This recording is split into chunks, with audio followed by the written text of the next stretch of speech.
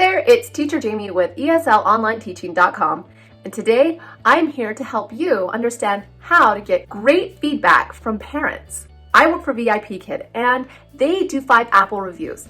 5 apples means you're an awesome teacher. I want to share some stats with you today because I think it's helpful to know how I have an opinion about this and why I feel like I can share how to be really good at getting feedback from parents and get those 5 apples, because that's what we all want, right? We all want to get good reviews. Okay, it is March 7th. As of right now, 2020, I have already taught several classes. I have 81% feedback from parents. If I look back at February, I can also give you that stat, which was 91.7%. Now, I don't think that I can just say, okay, the last 2 months, this is what I have had. I need to share with you really what I've had over the course of 3 years. That feedback has come in 63% total of all my classes done. Now, I don't know what other teachers get, but I think that's a good percentage.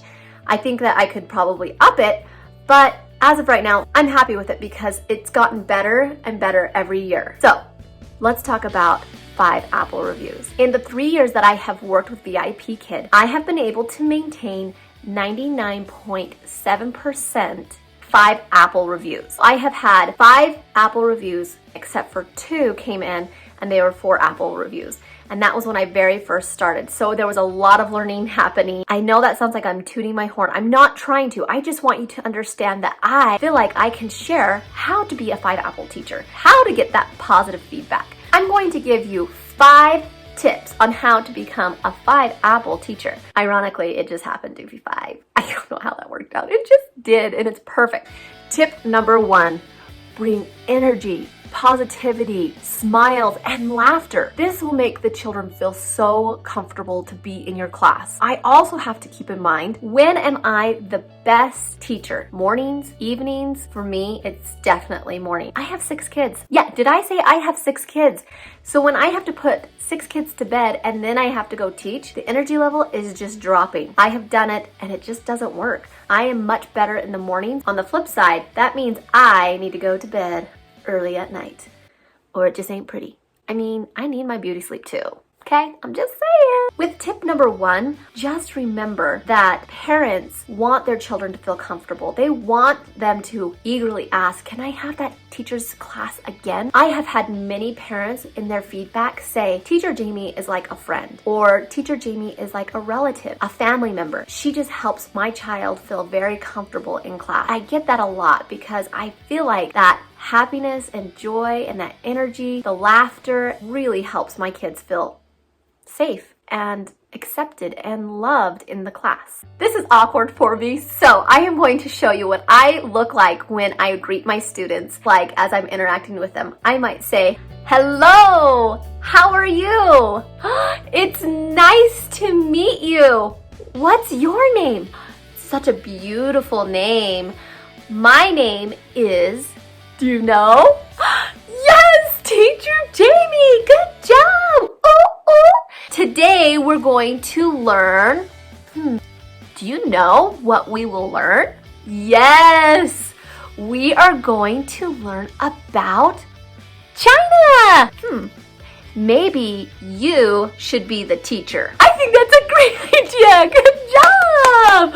Okay, here we go. My second tip is to engage your students, not just with conversation. I really truly believe bringing props and toys and puppets to the classroom really brings in that engagement. The kids just eat it up. We literally are playing in my classes. We have so much fun bringing our little toys. I had a student, a little girl, and I happened to bring out a dinosaur. I don't even remember if it applied to the lesson or if I was making him do silly things. I can't recall. She turned excitedly, went to her shelf and pulled down almost the exact dinosaur. It was such a sweet thing that we could connect, and we sat and played dinosaurs, read the slides with our dinosaurs. When you bring those props in, it brings something to life. That imagination just starts turning and churning and all that good stuff. If you want to know more about how to engage students with toys and props, you can look at the video here and learn a little bit more of how I do it and just the energy that I bring with it. Tip number 3. This is called scaffolding, or what I call application. Here's the definition of scaffolding. Or application. It refers to the variety of instructional techniques used to move students progressively towards stronger understanding and ultimately greater independence in the learning process. Okay, let's break that down. Here are some examples that I use when I am scaffolding or applying what we are learning to our everyday lessons. If I am teaching about China and the Great Wall, I might ask my student, have you been to the Great Wall? Yes? Did you like going? Why did you not like going? Oh, there are a lot of people. It is very big. Did you climb the wall? No, you just walked on the wall. Oh, I see. Very good. Do you live close to the Great Wall? You live far? Is the Great Wall north or south? It is in the north. So you must live in the south? Oh, you live in the west. I see. Okay. And how many hours does it take to go to the Great Wall? By train, it takes you 1 day. By car, how many days? Oh, that is too many days. Okay, you get the idea.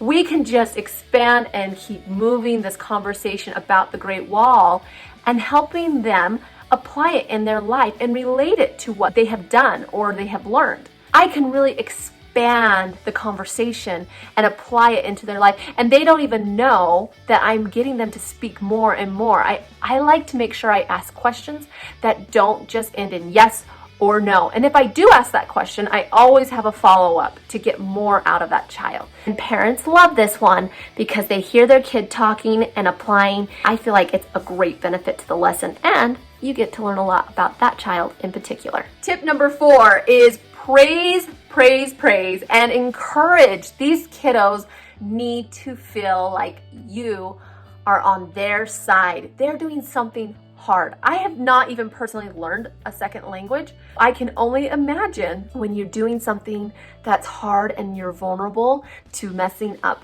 maybe even often, you're going to feel silly. You want them to feel like, oh no, I can do this. And teacher Jamie believes in me. I'll be honest, I don't even use rewards that often. It is completely based off of praise and encouragement.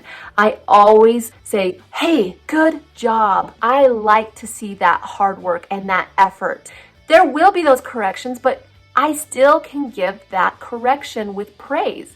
And I can still help them feel encouraged to try and not feel silly. Try this word again. We say it and I'll correct the child, and then I will say, oh, you did it! Now that sounds perfect! Encourage and praise.